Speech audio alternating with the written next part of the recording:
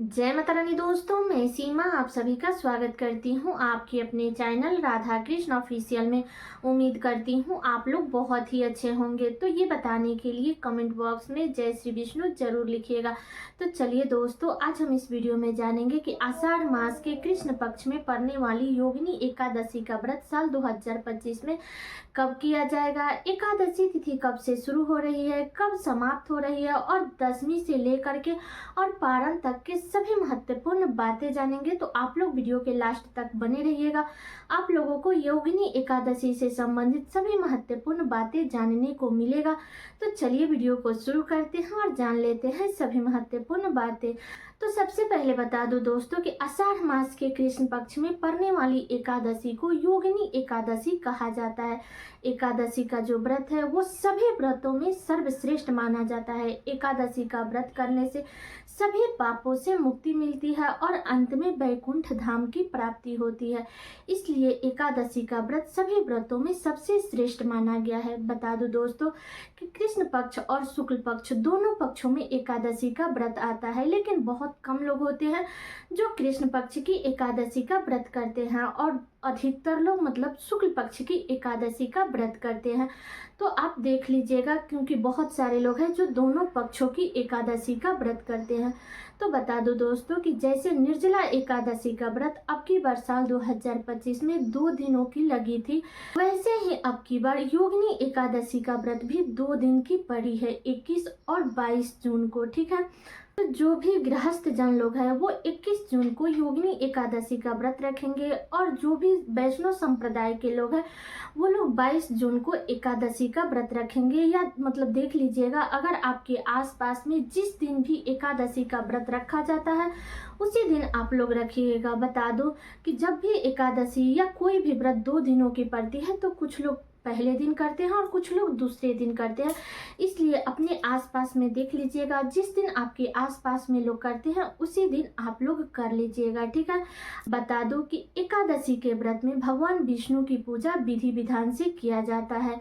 अब चलिए जान लेते हैं कि एकादशी तिथि कब से शुरू हो रही है और कब समाप्त हो रही है। तो बता दो कि एकादशी तिथि शुरू होगा 21 जून को, दिन है शनिवार, सुबह में 7:19 पर एकादशी तिथि शुरू हो जाएगा और एकादशी तिथि समाप्त होगा 22 जून को, दिन है रविवार, सुबह में 4:27 पर एकादशी तिथि समाप्त हो जाएगा। तो अब की बार योगिनी एकादशी का जो व्रत है वो 2 दिन रखा जाएगा, 21 जून और 22 जून। तो देख लीजिएगा, आपके यहाँ जिस दिन भी रखा जाता है आप लोग उसी दिन रखिएगा। ठीक है, एकादशी के व्रत रखने से एक दिन पहले हमें दसवीं तिथि के नियमों का पालन करना है। तो जो लोग भी 21 जून को एकादशी का व्रत रखेंगे वो लोग 20 जून को दसवीं तिथि के नियमों का पालन करेंगे और जो लोग भी 22 जून को एकादशी का व्रत रखेंगे वो लोग 21 जून को दसवीं तिथि के नियमों का पालन करेंगे। तो दसवीं तिथि के दिन आप लोग बाल धो करके स्नान कीजिएगा और इस दिन शुद्ध सात्विक भोजन कीजिएगा, तामसी भोजन मत कीजिएगा। लहसुन, प्याज, मांस, मदिरा, मसूर की दाल, चावल, मूली, गाजर,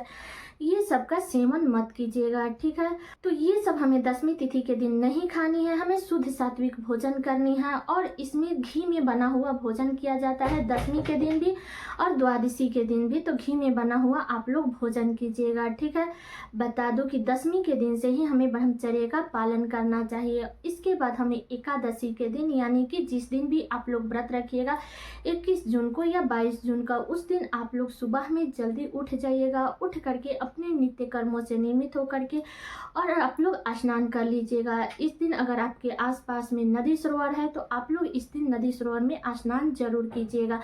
नहीं है तो आप अपने घर के जल में भी गंगा जल मिला करके स्नान कर लीजिएगा। इसके बाद इस दिन हमें पीले रंग का वस्त्र धारण करना चाहिए, क्योंकि एकादशी का जो व्रत होता है वो भगवान विष्णु का व्रत होता है, इसलिए इसमें आप लोग पीला वस्त्र धारण कीजिएगा। इसके बाद आप लोग सबसे पहले मतलब कि अच्छे से तैयार होकर के और सबसे पहले सूर्य भगवान को जल दीजिएगा। इसके बाद में हमें विष्णु भगवान की पूजा इस दिन विधि विधान से करनी है। तो आप चाहे तो अलग चौकी बिछा करके भी कर सकते हो या आप अपने पूजा मंदिर में भी पूजा कर सकते हो। विष्णु भगवान की अगर मूर्ति है तो उन्हें पंचामृत से स्नान कराइए। अगर फोटो है तो कपड़ा, अच्छा सा कपड़ा भिंगा करके उन्हें पोंछ करके गंगा जल का छिड़काव करके इसके बाद धूप दीप और जो भी मौसमी फल आ रहा है वो सब अर्पित करके हमें विष्णु भगवान की पूजा विधि विधान से करनी है। आप लोग इस दिन विष्णु भगवान को वस्त्र जरूर अर्पित कीजिएगा, चाहे तो आप लोग चुंदरी भी अर्पित कर सकती हैं या वस्त्र के रूप में कलावा भी अर्पित कर सकती हैं। और विधि विधान से हमें इस व्रत को करनी है। बता दो कि ये व्रत निर्जला निराहार नहीं है, इस व्रत में फलाहार किया जाता है। तो शाम के समय में आप लोग फलाहार कीजिएगा, जो भी साबूदाना, शकरकंद, फल फ्रूट, जूस, जो भी आप लोग खाना पीना चाहते हैं फलाहार आप लोग कर सकते हैं, ठीक है।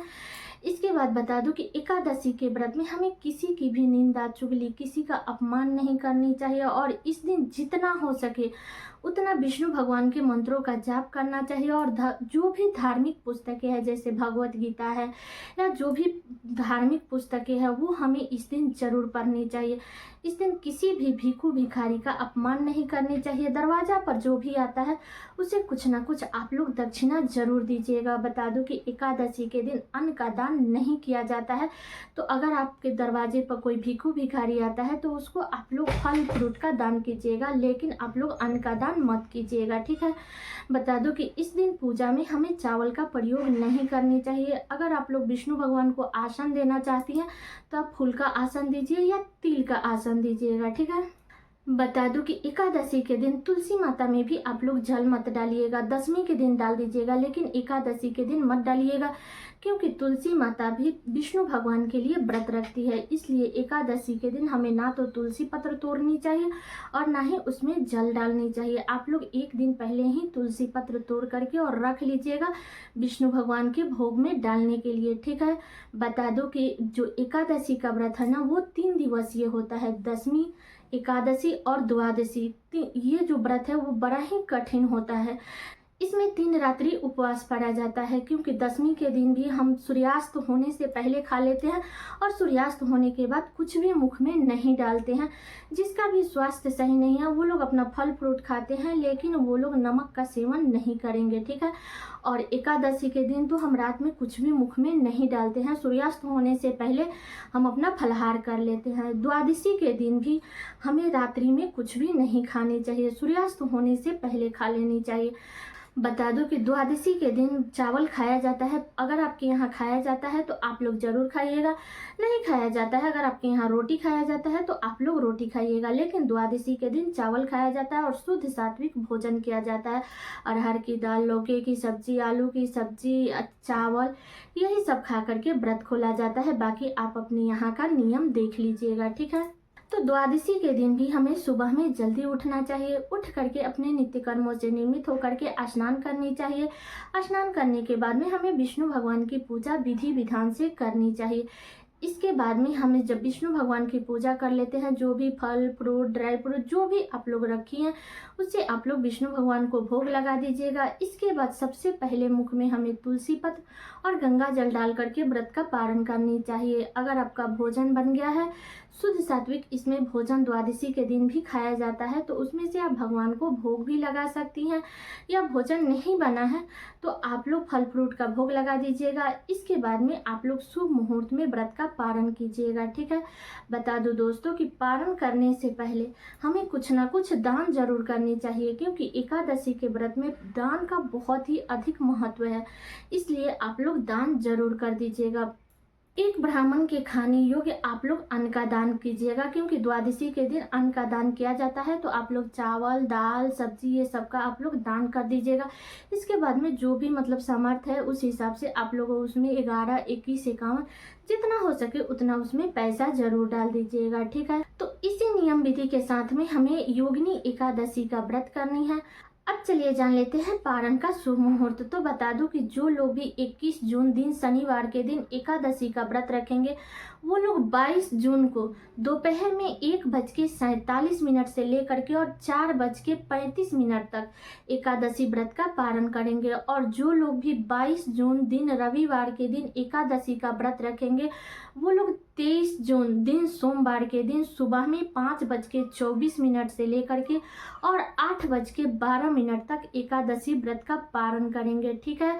तो आप अपने यहाँ देख लीजिएगा, आपके यहाँ जिस दिन भी एकादशी का व्रत रखा जाता है आप लोग उसी दिन रखिएगा। तो आप दोनों दिनों में से किसी भी दिन एक दिन एकादशी का व्रत रख सकती हैं। ठीक है, बता दूं दोस्तों कि एकादशी के व्रत के दिन आप लोग दातुन से ही मुख धोइएगा, दशमी के दिन भी, एकादशी के दिन भी और द्वादशी के दिन भी। ठीक है, और जब आप लोग दशमी के दिन भोजन कीजिएगा, मतलब सूर्यास्त होने से पहले, उसके बाद में आप लोग एक बार ब्रश जरूर कर लीजिएगा, क्योंकि जो भी दांत में मतलब जूठा वगैरह फंसा रहता है वो निकाल दीजिएगा। क्योंकि जब हम फास्टिंग में रहते हैं, इसके बाद में अगर मुख में आता है कुछ भी, जो भी हम खाए रहते हैं नमक वगैरह तो आता है, तो व्रत को खंडित माना जाता है। इसलिए हमें भोजन करने के बाद हमें एक बार ब्रश जरूर करनी चाहिए। ठीक है, तो आप लोग कर लीजिएगा। तो सारी बातें क्लियर हो गई योगिनी एकादशी से संबंधित। उम्मीद करती हूँ कि आप लोगों के लिए वीडियो बहुत ही उपयोगी होगा। तो ये वीडियो मेरा यहीं तक का था।